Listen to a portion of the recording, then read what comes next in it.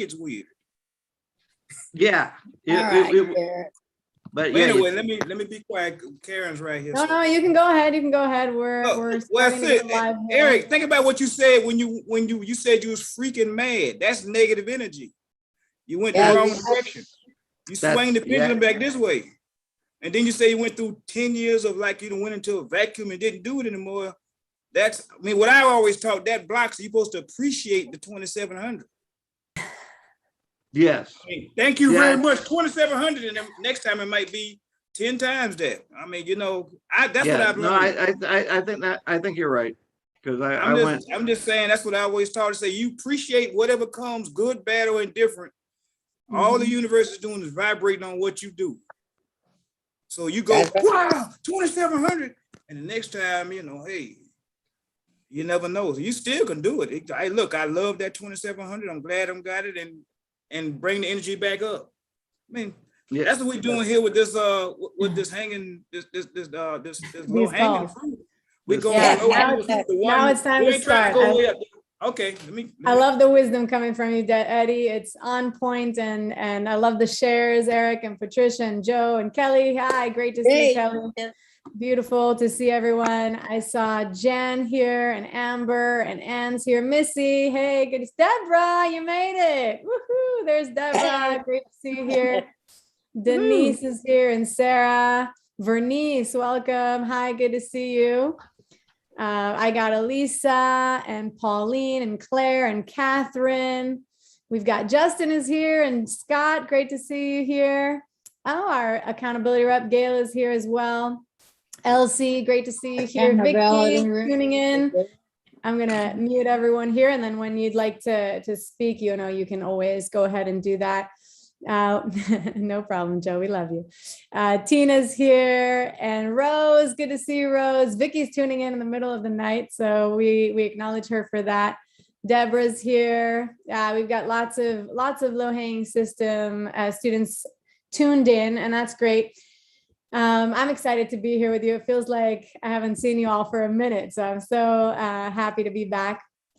And so, yeah, it's an interesting time going on right now. I don't know if who likes the whole planetary alignments and stuff like that, but I'm just going to speak around it. I'm not going to go there, but there's so much to talk about, even without kind of naming different planets and things that are going on. But at this moment in time, and maybe some can relate and maybe some are not experiencing it at all, but there are some communication things that happen, when energy is super high and things are kind of, you're trying to communicate. I see Joe's going, yes, yes, yes, yes. And it's interesting to notice these times in our lives, right? Just like we notice holidays and things like that.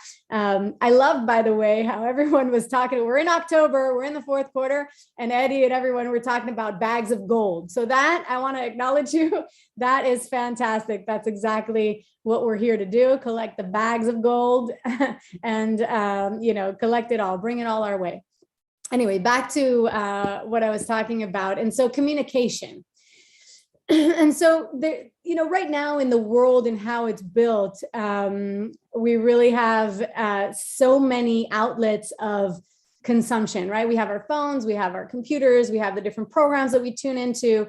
And we have to acknowledge that, as different people will choose different, ways to communicate or to absorb knowledge and to tune into. And so this is important just kind of for the beginning to kind of set the tone. We have to acknowledge also that all people are different in the way they perceive the world. So there can be many common grounds. We can say, this is right and this is left, this is up and this is down. That can be pretty definite. But it's pretty interesting. And maybe you've seen some of those pictures that kind of go online and kind of circulate and say, what color is the dress? A dress will be one color for some people and a different color for others. So we actually can truly see color differently. We can perceive different experiences differently. Just want to kind of put that out there to, even if you tell someone to walk into a room and describe it, right? Let's say you walked in first and you describe this room, maybe you have it on recording or you wrote it out to someone. Then you ask someone else to come in and describe it and you just listen to compare. It's pretty amazing, the different ways that we see things and what we choose to describe and what we don't choose to describe or how we are able to see things. Another great example is if you've ever tried to give a task to a child. I don't know, maybe you said, wipe down these chairs, or, clean the kitchen. when it's really, really general, that's like, oh my goodness, right? And so they'll do whatever they perceive is cleaning the kitchen, wiping down something, and truly they'll give their best. And maybe you even took the time to really break it down and explain what you'd like done. But then you walk into that same place and you don't really see it the way that you had imagined things being. I still see Joe and Kelly going, yes, yes. So they know what I'm talking about. I have 4 children, mind you. So this is an ongoing thing in my household. But anyways, just to kind of give you this reference of how we can acknowledge that other people perceive or communicate differently. And so we really have to know that as a beginning point, as a starter point. And also, we also have to acknowledge that communication can be nourishing to someone and it can be toxic to someone. Okay, so the words that we choose definitely matter. So if we're trying to communicate a message to someone and we choose these harsh words to convey our message, to speak it or get the message across, if we choose these harsh words, maybe the person stops even listening, or maybe they're not even able to receive the message that we want to give to them. And we've even witnessed different times on the call where we were kind of listening for each other, and we acknowledged that a specific word or the way that we were talking wasn't beneficial for what we were trying to create together and what we were trying to bring into our lives. So that's just kind of an example of, pardon me, an example of nourishing communication or toxic communication, using words like hard or stupid or dumb, or those kinds of things would be harsh, versus loving. I hear you, I'm here for you, I understand, or explain it again to me. Those kinds of words can be more loving, right? We can, and sometimes it's not even about offering the advice or giving the answer. It's just about holding space and listening. And so even if I already used the word listening, so there is that term of listening for someone versus listening against someone. And listening for someone is something that we have to consciously do. We have to pause, because like we said, everyone is coming from a different space and a different way of seeing things, and just a different moment in their lives, on their journey. And we have to, in order to listen for someone, that means that we're not waiting to speak. We're not waiting to share. We're just there to mindfully listen. That's a good one. Mindfully listen. And so let's say our friend is communicating this event and they're saying all of these things that went wrong, and we have an opinion and we think that they might be at fault, or there was some kind of criticism that we want to offer them, or we really truly feel it. It's not to say that we don't have to offer that, but to acknowledge that there is a time for that. So there would be a time where we can pause, we can listen, we can mindfully listen at this moment, and then take a pause and maybe at a later date say, well, do you remember our conversation at this time? I just wanted to share my opinion with you. I'd like to offer you this insight. I want to give you my perspective. So these are all, these are all words that we can choose that allow us to communicate our message in a nourishing way versus in a toxic way, or in a way that will let people be very defensive. Even if we relate back, pardon me, I'm going to take a sip of water. Even if we think back to Stephen Covey's book, 7 Habits of Highly Effective People, we recommend that in the program. He talks about seek first to understand and then to be understood. So he's asking us to pause and wait before we respond, and to listen to the message that is being conveyed to us by this person. And we can reel it back into our business so it makes more sense for our low-hanging system. And so oftentimes we'll get an email from a customer and they might not be too happy, or we might be on a phone call with a customer service representative, as many of you share here.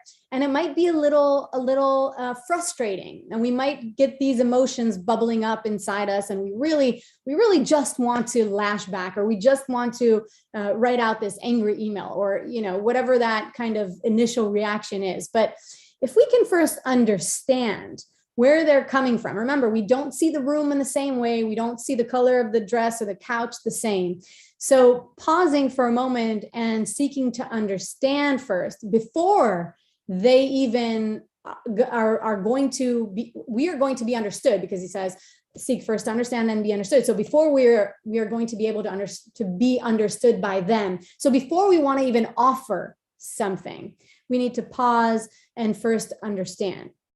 And that's something that is pretty important to acknowledge. And so when we're in this space of messy communication, or very high energy, or things are happening at a rapid speed around us, it's not always easy to be a mindful listener or to communicate in a loving way, right?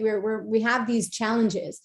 And even if we think of some of our conversations, especially with people that we're close to, family members, people that we hang out with every day, that we live in the same house, sometimes they're speaking and we're already thinking about our response, right? We're not even, we're ready to say it. So, if we offer ourselves that pause, and it's more than even offering ourselves. When we offer that to ourselves, we're able to then extend it to them, so they feel like we're there listening to them. Because we know, right? If you're having a conversation with someone, they're holding their phone in front of their face, you're like, okay, 1 second, they're not really listening to you. But if their eyes are on you, and I know we all do that, right? There are all those moments because we're multitaskers and we're doing so many things at the same time. And that's understood. But when we have that full attention, eyes on eyes, and we're able to listen, to pause and listen, we can feel that. And so it's the same with that energy, where we're not just waiting to speak, waiting to jump in and say something, but that we're actually taking the time to hear their frustration, their pain, their whatever it is that they're trying to communicate to us. And so it really is like when we're growing a garden, if we're growing flowers or whatever in our garden, these plants, these precious things need love and communication to grow. It's something that we have to acknowledge that has to happen. We have to actively choose to water the good seeds, right? Because we can grow weeds in our garden. We can grow things that we're not looking for. And just to pause here and say that, if we're growing trees, that could take a while, right? Wait until we get the fruit and all that on the trees. But with us, when we notice these things that we'd like to change or communicate, or how we'd like to speak, or what we'd like to grow in our garden, let's keep it on the garden for a moment. It's a quick transformation. It's not something that has to take ages and ages. When we commit, when we make that conscious decision to choose what we want to grow, that can be pretty quick. And I love that. That's something that I personally love, that it can be this quick transformation. It doesn't have to be hours and hours and years and years and years and years. Yes, it can come back to us. Yes, we can be hit with kind of the same situation, or presented with the same situation down in the future as our journey unfolds. But we have changed and we've transformed. So we're looking at it from a different angle. And so really to acknowledge that communication, or even nourishing and healthy, healing communication, is food for our relationships. Okay, this is how we really nourish the people around us, and of course ourselves. And we'll get to that, because that's kind of where I'm bringing it all in. And just to say that sometimes one harmful word, and I'm sure many of you can think back to your past and things that happen. One harmful word can stay with us for a very long time. It matters. It matters. The words that we choose to present to others, and then in turn to ourselves, that matters. It matters. And so really in our time, in this era, loneliness is one of the biggest sufferings of our time. We can notice that a lot of times, even when we're together, we can feel lonely. We can feel isolated. We can feel on our own. And that, that is one that's an illusion, right? That's presented to us in just the way that we have evolved. We used to live in tribes, and we used to be all for one and all. But now it's kind of, okay, we're on these individual journeys. Thanks, Kelly. We're on these individual journeys, and it makes us feel kind of isolated. And so that's just something also, again, to acknowledge, because now I want to kind of bring the conversation back to us. So what happens when someone is criticizing us? We're standing there, we're on the other end, and now we're hearing all of these harsh words are being presented to us. And so we want to stop it, or we want to lash back, or we want to defend, we want to say this isn't true or whatever. But can we just pause in the moment and acknowledge what they are trying to say to us? And we could say you're partially right. We don't have to say you're right. They might be completely wrong in your opinion, and that's okay to also express your opinion. But can we just understand them? If we're driving off of Stephen, or pulling off of that book by Stephen Covey, can we first understand what they're trying to present to us and what they're trying to say? That is kind of that point where we pause and we say, okay, I hear you, and I acknowledge what you're saying, and you might be right, but I'd like to now share in turn that this and this and this. And of course, for us, because that can be painful, we might carry that, just like, we acknowledge that some words can be painful. We might then carry that energy with us throughout our day. So also for ourselves to say, 1 second, that's not all of me. That was one moment in time, and I don't need to now take that and reflect back at me. Okay, now this is all I am. No, of course not. We are, such multifaceted beings in this multiverse, so definitely not just this one track or one event. Even if we did do wrong in one event, that does not define us. I often talk about that with my children. It doesn't define you, one thing, or what you think right now in this moment doesn't define who you are in the future. We can always change, and that's beautiful. So bringing the ideas back to ourselves. So communication with others is one thing, and we've spent some time understanding that. But what happens with communication to ourselves? So once we work on communication with ourselves, this internal dialogue, this internal work, that in turn helps us perfect how we communicate with others. And so oftentimes people don't even know. You might be standing in front of someone and they're speaking one thing with their mouth, but their body language and everything that's radiating off of them conveys a whole different message to you. And they're not aware. They're not aware. And so how do we begin to align this mind, body, spirit to kind of get this same message across?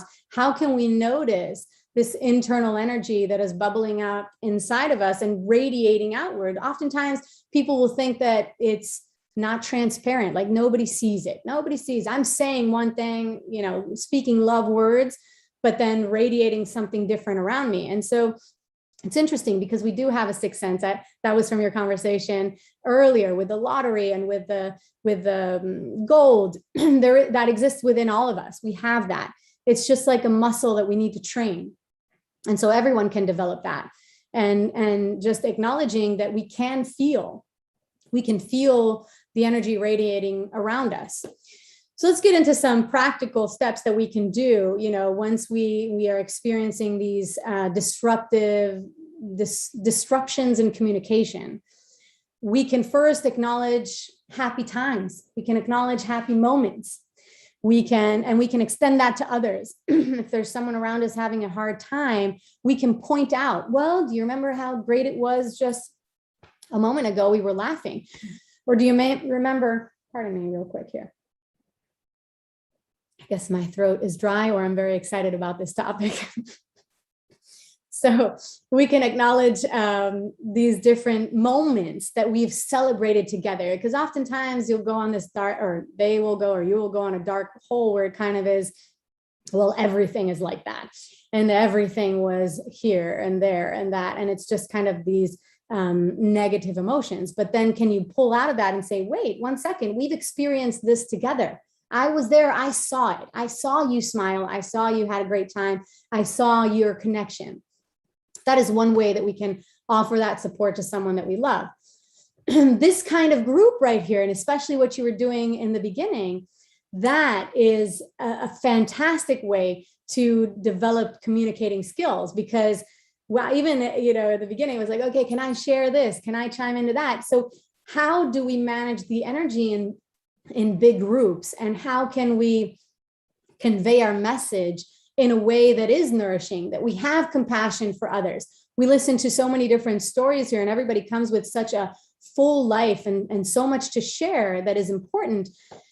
Can we as a group support it? Because when we do that, we're radiating that energy out into the world, and we're really creating a difference. Another great way to notice how we're communicating and with ourselves first is to start with your breath. I invite that even right now. If you close your eyes and you just sense, what is the quality of your breath? How are you breathing? You can grab hold of your rib cage and see if you're breathing laterally, if you're able to expand your ribs side to side. Are you breathing fully? A lot of people will go through their lives and not even take a full breath, a whole inhale with the full capacity of their lungs. That's huge. And especially, in these specific times where breathing and being able to use the full capacity of our lungs is so critical, so important. So I encourage you to even do that. Just pause, notice your breath, notice the quality of your inhale and of your exhale. How does that feel? How does it make you feel? What kind of energy are you radiating outwards? In my other practice, as John has mentioned many times, I'm a yoga teacher. I teach Bowspring specifically. And so we use the term radiant heart. You radiate the energy from inside of you outwards. And that in turn, when you start to notice these things, when you start to give them your attention, your awareness, you practice this big, or you gain freedom in your life. So you release the fears of regrets or past or, different, or even the worrying of the future. You release all of that. You set yourself free, and you can feel it, and those around you can feel it. It's interesting, even when all of that came across with this specific time now, I'm posting here a title of a book. I came across this book, which I've read years back. And so it just kind of circled back, and it's nice how that happens in life. So this is by Thich Nhat Hanh, that's how you pronounce his name. And it's called The Art of Communicating. And it's really sweet. He's a Vietnamese Buddhist, and a Buddhist monk, and he's a peace activist. And so he talks about all these concepts of how do we communicate with others. And another idea that I like that he shared was that mindfulness is basically our skin, our outer layer of protection.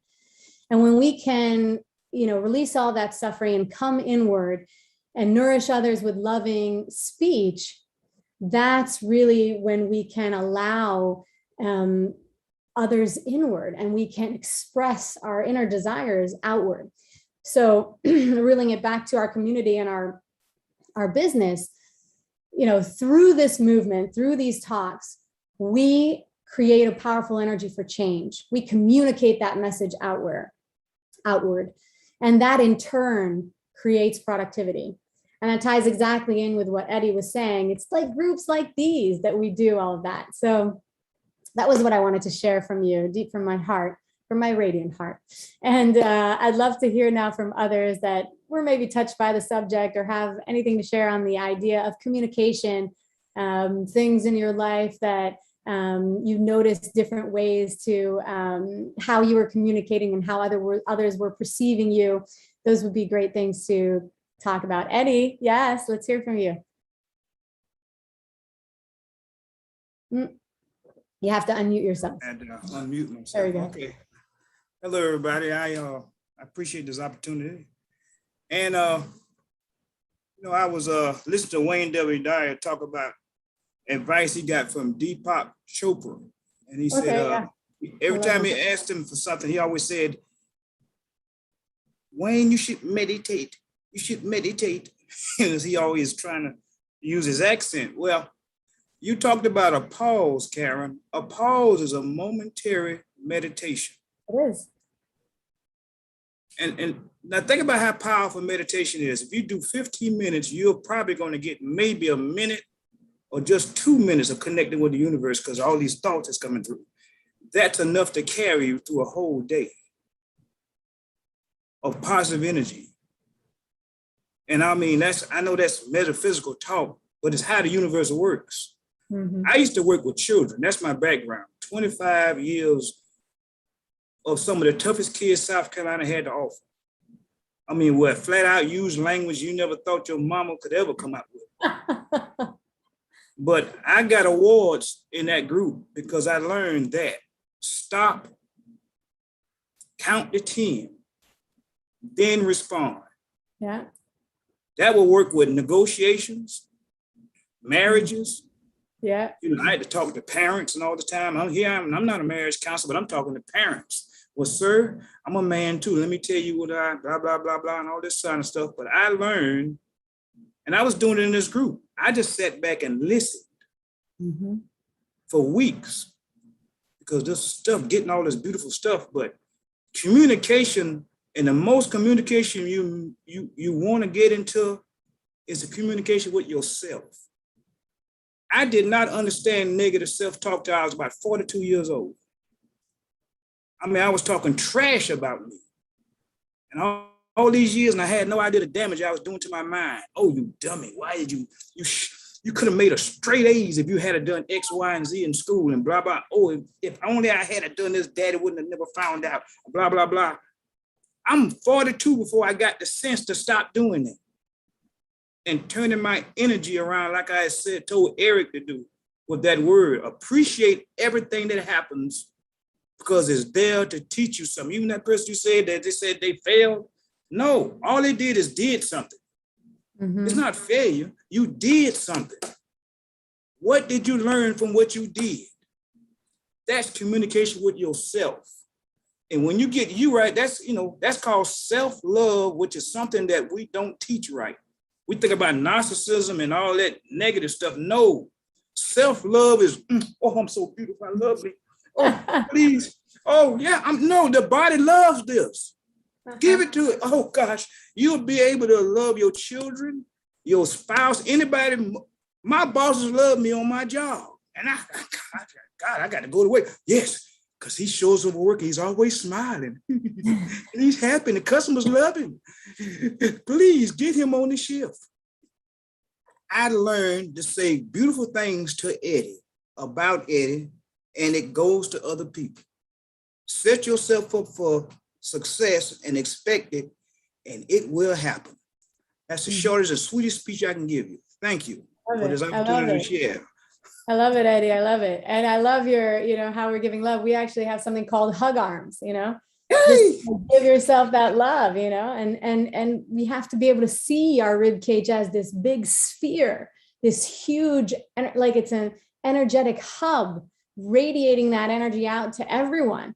And so to be able to utilize that and even be able to see it first in our mind's eye, what does it look like? What does this big energetic hub look like expanding in all directions, right? That's powerful just on its own. And thank you for sharing your work with children. What a fabulous career and way to affect everyone. And just, it's one of my favorite things to do. I also work with children. And so it's wonderful. I love that. You can see, the thing with children is they do, but usually if they're open, and it depends on what you're teaching, of course, but that you see the transformation pretty quick. Like you don't have to bypass that whole, oh, well, I can't do it, or I can't, you tell a child to handstand on the wall. The handstand on the wall, they don't think about it twice, right? The adult is like, oh, am I going to fall? What's going to happen? Will my arms hold me? All these different things. Just an example. So yeah, I love that. Thank you so much for sharing. And thank you. We had some comments here. Thank you, Cynthia. I appreciate that. And thanks, Annette. I love the first 40 years of our childhood are the worst. That's cute. Jem, I saw your hand go up and now I don't see it anymore. There you go. Yes, please share with us. Yes, hi. Sorry, I was driving, so I'm trying to park. So I wanted to be responsible. No problem. Yeah. So I think it's very important, this topic, because very often we get we could get self-absorbed because a lot of people love to hear their voices, love to hear the sound of their voices.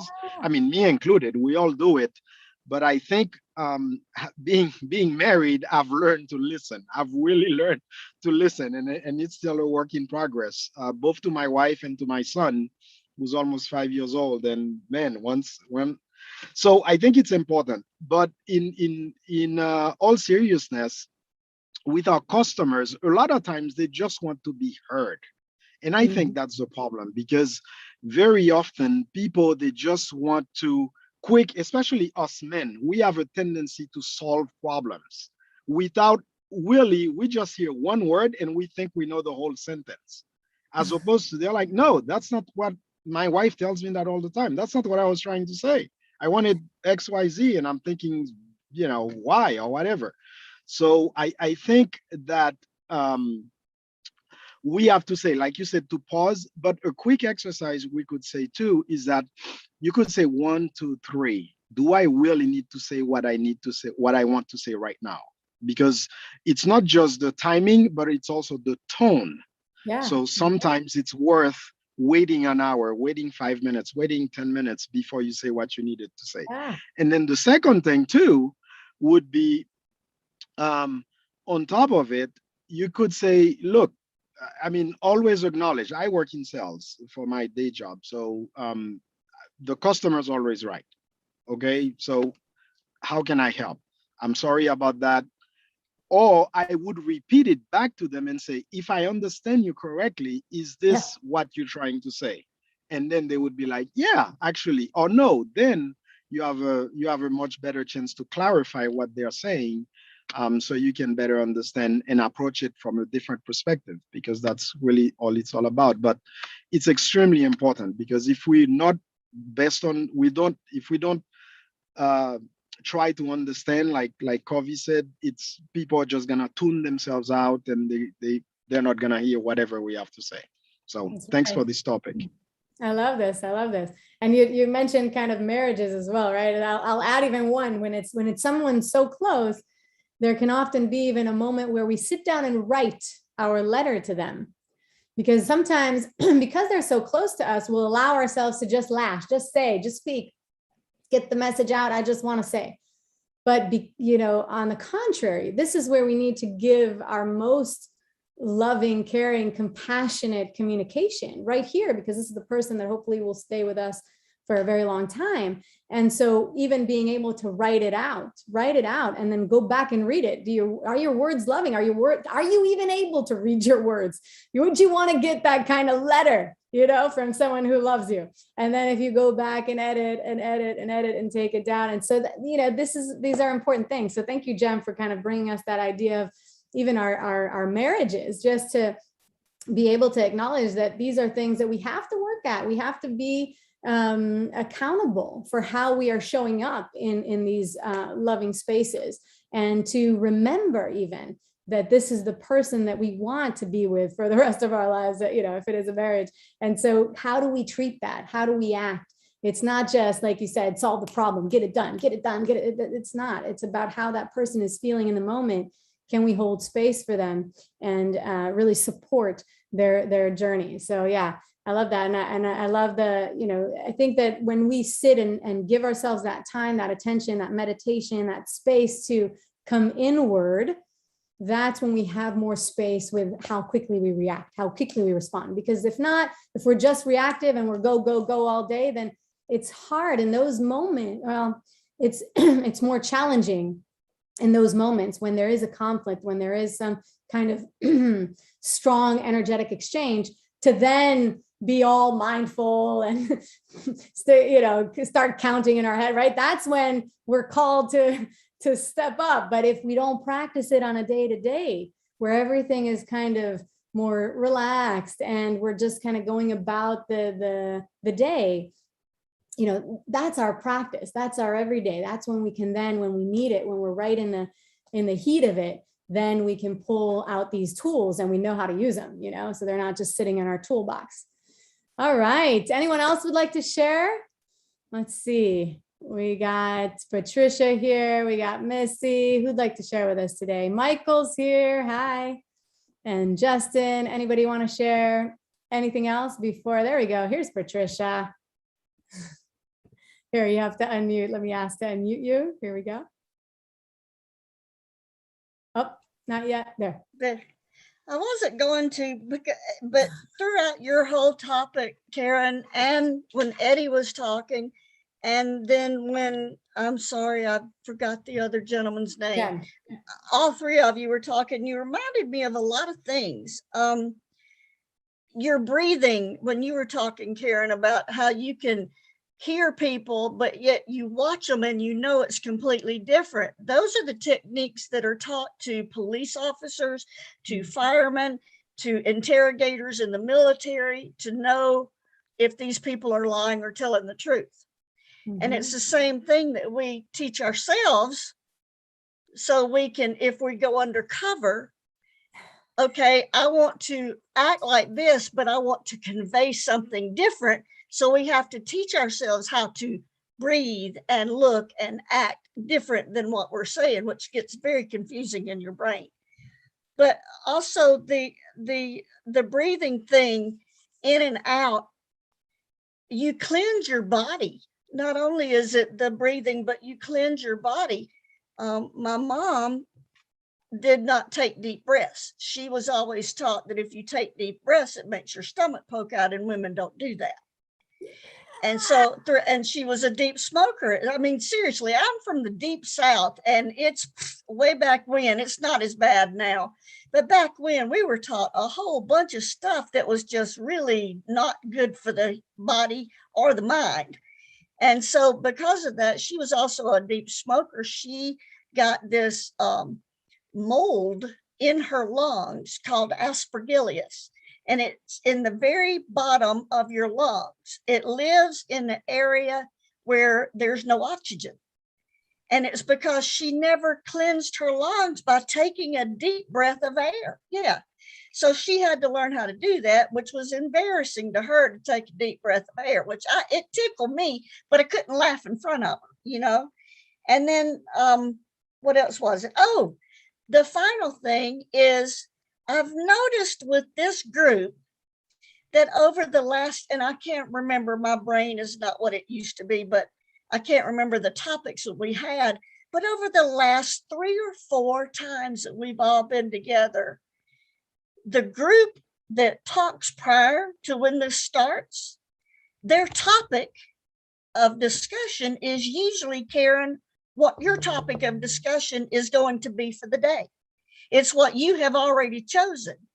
So I guess we have connected with you somehow, and we listen to each other, and it's always something that we need, you know, which is really strange. And you can call it the universe, you can call it spiritual or religious or whatever you want to call it. I just call it friendship. I mean, that's my thing, is that we're friends here, we're family.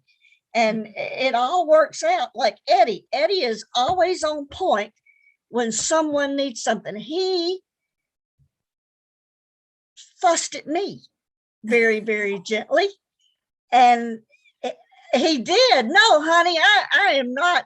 I shouldn't say that. I'm not supposed to say that kind of word or something. I hope I didn't offend you by saying honey, but I'm not supposed to say that to the people anymore. And I have a hard time remembering that. But you did me a great service. Don't hide, because you did a great service. I was talking down about myself, and I didn't realize that I've been doing that a lot lately. So I have been watching myself. But Eddie, you're the one that pointed that out to me, and I thank you so much, and I still thank you for that.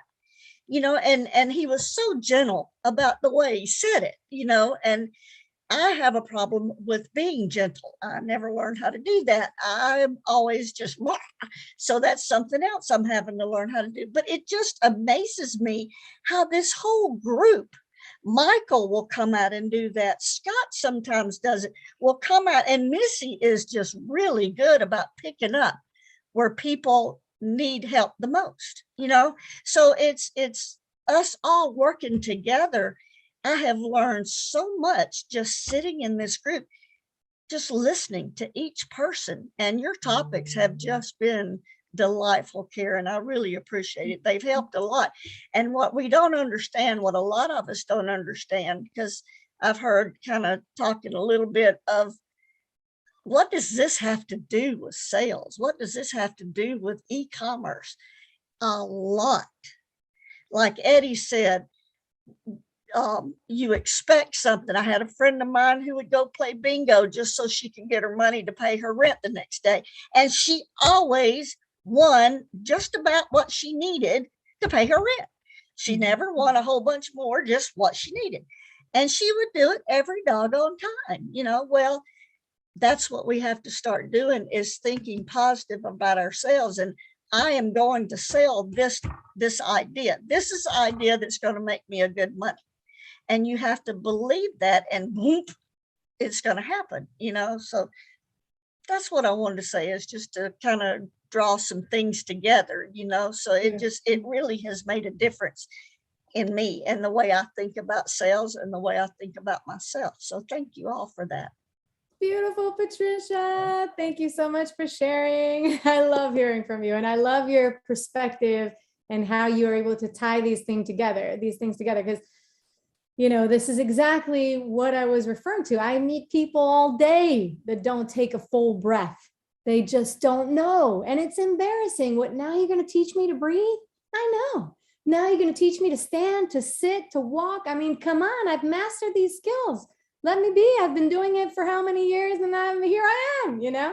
And so just you being able to share that example of your mother, I think it's so powerful, because that's a living example of how, and even you brought in how society has created these ways, suck the belly in, right? We had corsets where you would like tighten to get that narrow waist and suck it all in. What does that relate to holding it all in? Emotions, ideas, speaking out for yourself, all of it. It's all related. You know, maybe our next topic will be that kind of how our body language reflects exactly what we want to say and how we're feeling. Just like you had shared with, you know, the military, or or even being undercover, and how we need to train that. So it's all exactly the same for us as individuals in our daily life. Mm-hmm. We need to know these things. And it will, that's what I was also trying to say at the end, it will reflect on the business. It will have those ripples effects. Mm-hmm. And when you said we're all connected, there is a thing called hives mind. There is, you know, quantum entanglement. These are true things. And we are able to, how many times did you think about someone and they gave you a call? How many times? It's not, maybe not going to be a random person, someone you love or someone you're close to, but these things happen all the time. And so to even understand how our ideas, how they travel through the universe, and there's no distance, there's no time. These are real things, just as real as our business, as our phone, as our mugs, all real and true concepts. Yes, Patricia, you want to say one last thing here before? I was just tell you on the breathing thing, my mother started making me wear a corset when I was 12 years old for that very thing of keeping your stomach small, and the not being able to breathe through your diaphragm, but breathing up here, so you never get a deep breath of air. And every once in a while I wear corsets because they're fun and they're pretty, but not every day, you know. Right. Doggone, that's just, it's really, really bad for you, you know. And the thing about the calling, my family has been that way ever since I can remember. Something goes wrong with my brother, he's in Minnesota, I'll just feel it. It's like, I'm sorry, I've got to go call my brother real quick. And I know it may not be a drastic bad thing, but he may be feeling down, or he may be excited and haven't been able to get through with me or whatever. But yeah, the universe connects us where we can do that. I truly believe that. My my grandmother was 96 years old, and in a rest home, she put herself there. She didn't want to live with family. And she had a prayer group that she started that you had to be 90 years old or older. She said, I don't want the youngins in my prayer group. So you had to be at least, and my brother was going through instructor school. I was going through flight school. And every time we would come up for a test, we would call Dido. That's what we called her, Dido. and she would she'd put everybody on speaker, and everybody in my class would go through, and everybody in my brother's class would go through and give our names so that prayer group could pray for us to do whatever we're supposed to do. And because David and I felt that if you got a whole bunch of 90-year-old or more, you're as close to God as you're going to get. I mean, and but it was just really funny that she didn't want any youngins in her prayer group. But anyway, so that was my humor for the day. So That's beautiful. That's That's it. a Thank great, that's a great tone to wrap up on. And, I truly believe it. We are creating a powerful energy for change, and we are creating this movement that has effects on our own productivity. So how does it relate back to your business? It relates because we are creating that for ourselves. We're bringing it full circle. We're manifesting it. We're radiating that energy out from us. And we need to observe. We have to first see. We have to see ourselves. We have to see our body language. Where are we shortening? Where are we making ourselves smaller? It can be with that small talk. It can be with the way that we're sitting, the way that we are breathing, just like Patricia gave an example. And so once we're able to see that, and we're able to now communicate this new message forward, what is it that we're trying to create? What are our goals? Back to those kinds of things.